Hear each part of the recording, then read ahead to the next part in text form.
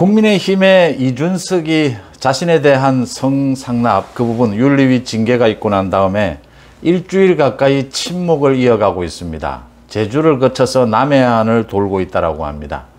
이준석이 이렇게 처신하는 부분, 침묵으로 일관하는 부분이 무엇을 의미하느냐, 이준석이 노리는 부분이 무엇이냐라는 얘기들이 많이 나오고 있습니다. 이 부분에서 이준석이 참고해야 될 사항이 이준석에게 보내는 국민의힘의 시그널이 세 가지였습니다.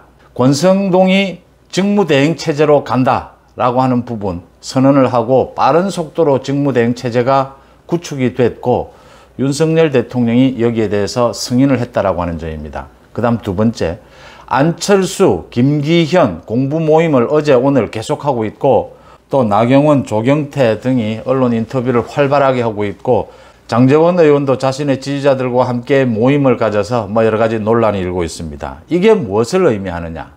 또 하나는 유상범 의원이 의원총회에서 그러니까 다른 동료 의원들과 얘기한 것, 이준석의 성상납 부분이 기소가 된다든지 하게 되면 윤리위에서 다시 중징계가 일어날지도 모른다 라고 하는 그 부분이 MBC에서 보도를 했죠. MBC에서 보도를 해서 발칵 뒤집어졌습니다. 이게 오히려 말 잘했다. 유상범이 정말 말 잘했다. 유상범은 윤리위원입니다. 당연직 윤리위원입니다. 국민의힘의 법률자문위원장이기도 하고 또 검사 출신이죠.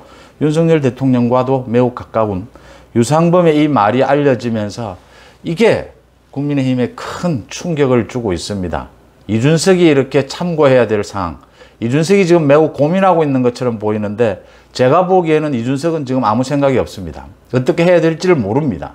이준석이 여기에서 참고해야 될 사항은 유상범의 말, 안철수, 김기현, 나경원의 움직임, 그 다음 빠르게 국민의힘이 권성동 직무대행체제로 안정되어 가고 있다는 점, 이게 뭘 의미하는지를 이준석이 잘 판단해야 할 부분이다. 이런 부분 송은재TV 시작합니다. 오늘 여러분들과 함께 이 부분 이준석이 어떻게 결정을 하는 것이 좋으냐, 하게 될 것이냐, 이 부분 한번 짚어보겠습니다. 송은재TV 아직 구독자가 아니신 분 혹시 계시면 구독, 좋아요 버튼 저한테는 큰 격려, 힘이 된다는 말씀 부탁부터 드립니다.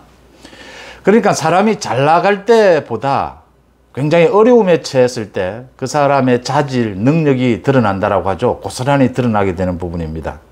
이준석이 이 윤리위 징계에 걸리고 난 다음에 이준석이 하는 결정들을 보면 잘했다, 잘하고 있다라고 느낌 드는 것이 거의 한 번도 없었다라고 하는 점입니다. 윤리위 징계가 내려지고 난 다음에 지금 침묵하고 있는 것, 이 침묵, 일주일 가까이 침묵을 하면서 여행을 하고 있는 이 결정 부분도 전혀 지금 자신이 어떻게 행동해야 될지를 결정을 못하고 있다라고 하는 점입니다. 지금 굉장히 고민하고 준비하고 있다 이런 이야기가 나오는데 법적인 대응 의미 없습니다.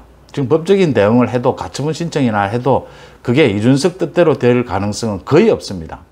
정치적 대응, 국민의힘에서 갈등이 일어나고 내분이 일어나고 뒤집어지고 이걸 이준석이 바라겠지만 국민의힘은 굉장히 안정적입니다. 더 안정적인 것은 미래를 향해서 국민의힘은 지금 당권 주자들이 서로 단합하는 모습을 보이면서 물밑에서 자신들의 세를 구축해 가고 있다. 당이 단합하자, 윤석열 정부를 뒷받침하자, 이런 목소리를 앞세우고 있다고 하는 점입니다. 국민의힘이 미래 비전도 보여주고 있다고 하는 것이죠. 권력적인 면에서. 그 다음 유상범이 의원총회에서 동료 의원들에게 한 말, 이게 마이크가 켜져 있는 줄 모르고 꺼진 줄 알고 한 말, 이 말이 굉장히 결정적인 겁니다. 그러니까 이준석이 버틴다면 이준석의 성상납 부분이 앞으로 계속 불거질 것이다 라는 부분을 유상범 의원이 암시한 것입니다. 유상범 의원이 정확하게 짚은 것입니다. 그래서 기억하시면 홍준표 대구시장이 이준석에게 충고를 했죠. 여러 가지 충고를 했는데 그중에 가장 중요한 것은 지금은 모든 것을 내려놓고 자신의 법적인 문제를 해결하는 데만 치중할 때다. 홍준표 대구시장이 과거에 뇌물 부분과 관련해서 2년여 재판을 받았고 홍준표 대구시장도 과거에 당원권 정지가 됐었죠. 이 부분에 관련해서 결국 무죄를 받았는데 그 당시에 홍준표 의원이 취했던 방식입니다. 모든 것을 내려놓고 자신이 무죄를 입증하는 부분에 매달렸다.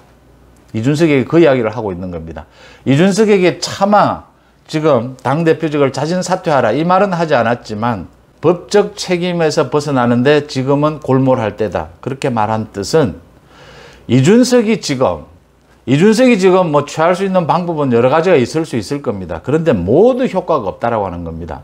이준석이 지금 가장 현명한 방법은 당대표직에서 자진 사퇴하고 법적으로 자신의 무죄라는 것을 정확하게 입증한 다음에 다시 돌아오겠다. 그 다음 국민 앞에 당원 앞에 사과를 하고 깔끔하게 터는 것이 이준석이 지금 취할 수 있는 가장 현명한 방법입니다.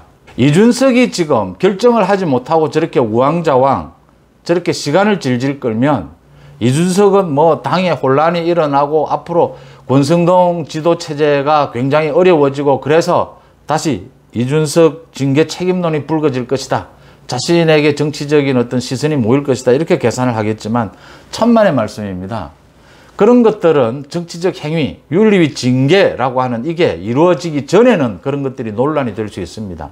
근데 제가 여러 번 말씀을 드렸는데 징계가 있고 난 다음에는 거기에 윤석열 대통령의 생각, 뜻이 실렸다라는 것이 읽혀지면 정치권은 빠르게 재편되게 되어 있습니다. 이런 부분들에 대한 예상을 못했다. 이준석이 지금 시간을 끌게 되면 당대표직에서 자진 사퇴를 하지 않게 되면 유상범이 정확하게 짚은 부분입니다. 법률적인 부분이 계속해서 문제가 되고 계속해서 언론에 대서특필될 것입니다. 지금 유상범 의원이 이야기한 것이 유상범 의원은 지금 뭐 그 윤리위원 9명 가운데 당연직입니다. 나머지 윤리위원들은 이항희 위원장이 임명한 사람들입니다.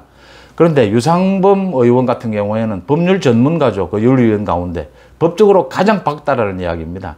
김소연 변호사가 김성진의 그 경찰 조사를 발표한 것은 변호사는 절대 거짓말을 할 수가 없다. 자신이 법적 대리하고 있는 그 김성진의 경찰 조사를 왜곡할 수 없다라고 하는 이야기입니다. 그건 변호사의 윤리 의무입니다. 물론 그 팩트 내용 가운데 김소연 변호사가 이건 알선 수재에 해당한다. 이건 특가법상 알선 수재에 해당해서 굉장히 심각한 문제다.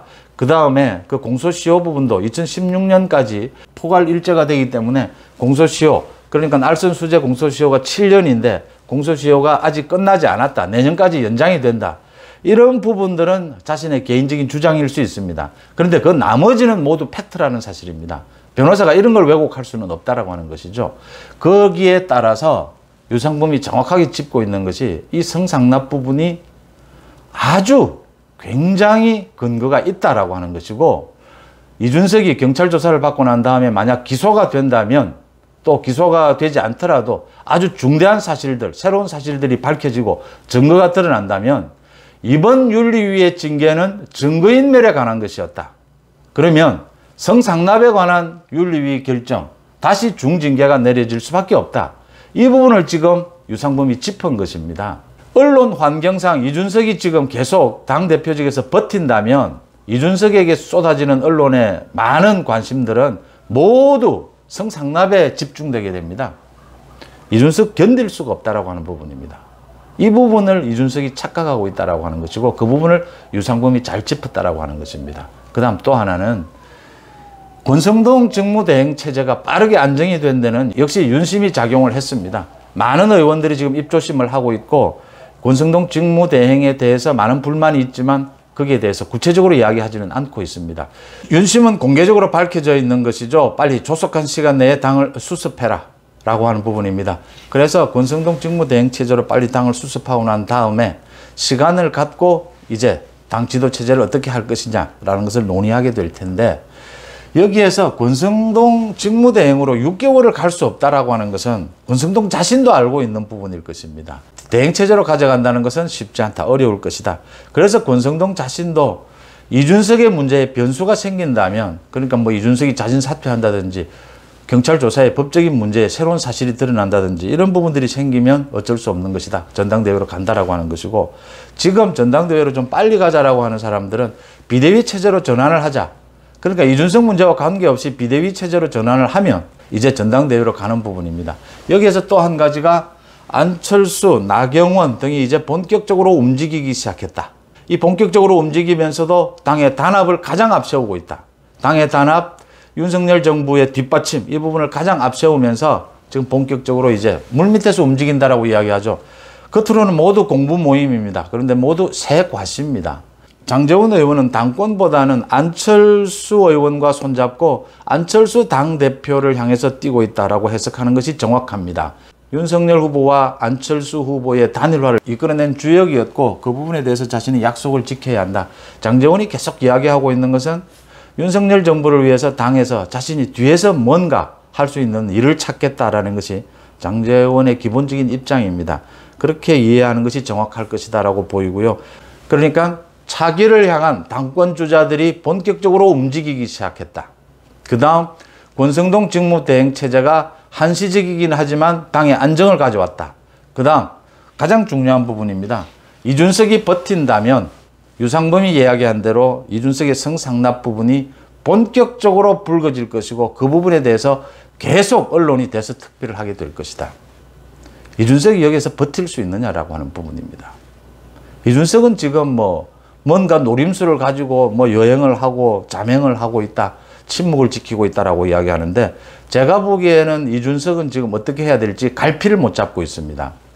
이준석이 가장 현명한 길은 당대표직에서 자진 사퇴하고 당원과 국민들 앞에 사죄하고 법적으로 자신이 무죄라면 무혐의라면 모든 책임을 털고 다시 돌아오겠다 기자회견을 하고 법적으로 자신의 문제를 해결하는 데 전념할 때다. 이렇게 보이는 대목입니다.